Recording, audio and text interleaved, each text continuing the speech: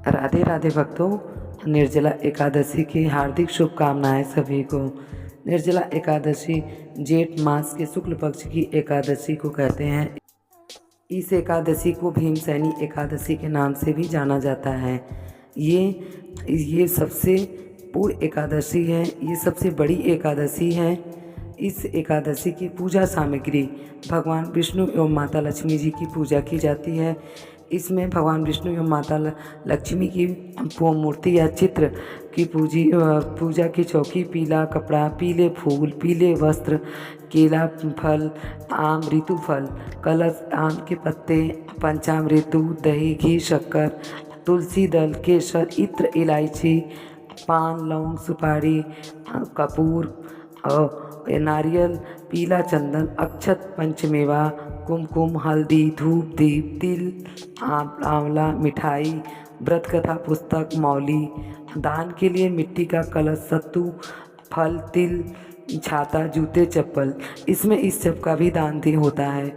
आप चाहें तो जल भरा ये घड़ा लेके भी आप दान दे सकते हैं। इसमें जल की बहुत बड़ी महिमा बताई गई है।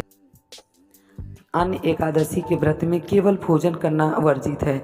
दूसरी ओर निर्जला एकादशी पूरे 24 घंटे इस दिन पर सूर्योदय से अगले दिन के सूर्योदय तक के लिए भोजन और पेय पदार्थ, जल, दूध, जूस आदि का सेवन प्रतिबंधित वर्जित रहता है। कुछ लोग ही सूर्योदय से सूर्यास्त तक उपवास रखते हैं। वैसे तो निर्जला एकादशी का व्रत बिना पानी के किया जाता है। अगर आप अस्वस्थ हैं या शारीरिक कोई दुर्बलता है तो जल और फल के साथ भी व्रत रखा जा सकता है, जैसे आप बाकी की एकादशी के व्रत करते हैं। हमारे यहाँ निर्जला एकादशी का इतना खास क्यों माना जाता है? सभी एकादशी का एक साथ एकमात्र ऐसा व्रत है जो पूरे वर्ष के सभी 24 एकादशी का फल एक साथ देने वाला माना जाता है। निर्जला तप का संकल्प अन्य एकादशी पर फलाहार करने की अनुमति होती है, लेकिन इन दिन जल की वर्जित माना जाता है। यही कारण है कि इन व्रत के संयम की पराकाष्ठा माना जाता है। दान और सेवा का महापर्व है। इस दिन जल, छाता, अन्न, वस्त्र आदि का दान विशेष फलदायी होता है, जिसके समाज में सेवा की भावना भी प्रबल होती है। ग्रीष्म ऋतु में तप का प्रतीक यह व्रत ज्येष्ठ मास की भीषण गर्मी में रखा जाता है, जब बिना जल के रहना बहुत कठिन होता है। इसीलिए यह आत्मविश्वास और आस्था का प्रमाण बन जाता है। धार्मिक और आध्यात्मिक दृष्टि से श्रेष्ठ है। शास्त्रों के अनुसार यह व्रत मोक्ष प्रदान करता है और इसे करने से कई जन्मों के पाप नष्ट हो जाते हैं।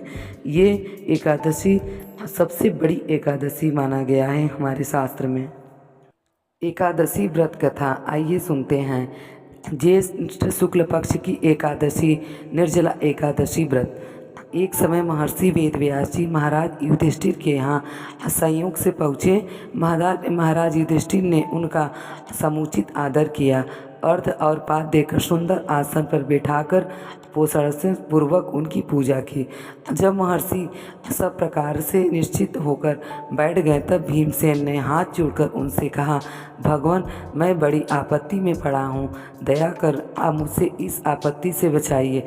भीमसेन के ऐसे वचन सुन महर्षि व्यास ने हंसते हुए पूछा, क्या बात है भीम, निसंकोच कहो। भीम ने कहा, प्रभु, महाराज युधिष्ठिर, धनुषधारी अर्जुन, विचारवान सहदेव और बहादुर नकुल एवं सौभाग्यवती महारानी द्रौपदी इत्यादि सभी लोग एकादशी का व्रत करते हैं। अब मुझे भी विवश करते हैं कि तुम भी एकादशी का व्रत करो। महाराज, आप तो जानते हैं ना कि भीमसेन का जीवन अन्य पर ही आश्रित है। एक दिन भोजन न करने की बात तो अत्यंत दुष्कर है। एक क्षण भी बिना खाए यह नहीं रह सकता। तब आप ही बताइए कि किस प्रकार यह मेरा धर्म संकट दूर हो। भीमसेन के ऐसे वचन सुन व्यास जी ने कहा, मानव धर्म की संपूर्ण कथा में तुमको सुना चुका हूँ, साथ ही वैदिक धर्म की कथा तुम्हें समुचित रूप से सुनाई है और यह भी बतलाया और समझाया है कि कलिकाल में वे समस्त धर्म कार्य करना असंभव नहीं तो कठिन और दुष्कर भी नहीं है। अस्तु मानव जीवन के कल्याण के निमित्त मास की कृपा कृष्ण पक्ष एवं शुक्ल पक्ष की एकादशियों का व्रत अवश्य करना चाहिए। बिना इन व्रतों का धारण किए प्राणी मात्र का कल्याण नहीं है। महर्षि व्यास के ऐसे वचन सुन भीमसेन अपनी धर्मवीरता के कारण वेद के सामने कांपने लगे और अत्यंत ही भयभीत होकर बोले, प्रभु यह तो कठिन है, परंतु व्रत का रखना और भूखा रहना तो मुझे मृत्यु से भी बढ़कर है।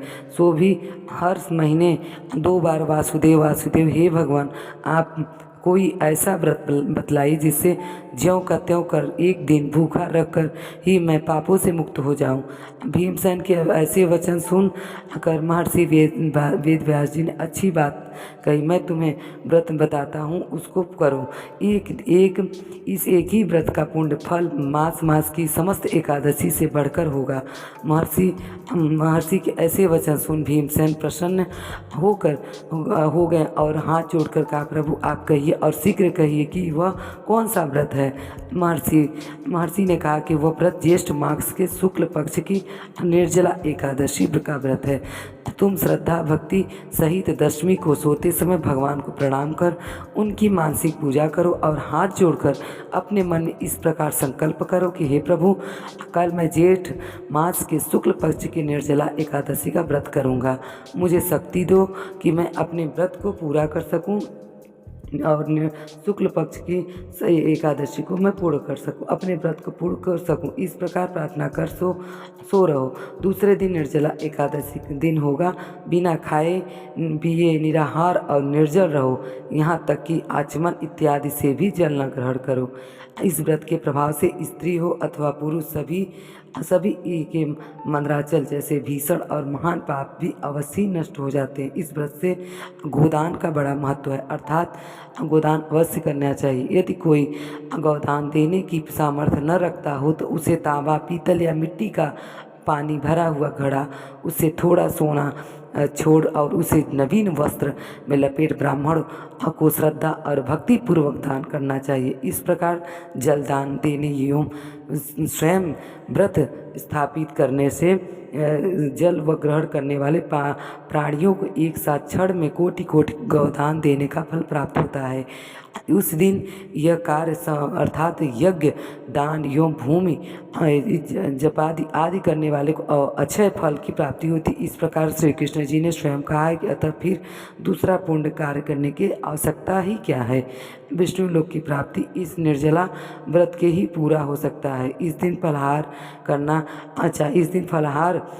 चाहिए। अन्न खाने वाले को अनेकों प्रकार की दुर्दशा होती है और वे चंडाल स्वरूप समझे जाते हैं। इस व्रत के प्रभाव से चोर गुरुद्वेषी एवं हर प्रकार के पापियों का उद्धार हो जाता है। श्रद्धालु स्त्री एवं पुरुषों के विशेष कर्तव्य यह हैं, शेष शैया पर स्थित विष्णु भगवान की भक्तिपूर्वक पूजा एवं धेनु दान और ब्राह्मणों को मिष्ठान का भोजन करा दक्षिणा देकर संतुष्ट करना चाहिए। निर्जला व्रत के रखने वाले को गौ वस्त्र छत्र सैया कमंडल आदि वस्त्रों को प्रेम पूर्वक भक्ति सहित दान करना चाहिए। उपादान दान करने से स्वर्ग गमन के हेतु सुवर्ण रथ प्राप्ति होती है। इस प्रकार इस निर्जला एकादशी को भीम ने किया था। इसी प्रकार प्रभु प्रसन्न होकर भीम से यही किए थे कि ये 26 एकादशी का तुम्हें फल मिलेगा। 24 एकादशी और 2 पुरुषोत्तम एकादशी का फल तुम्हें अवश्य मिलेगा।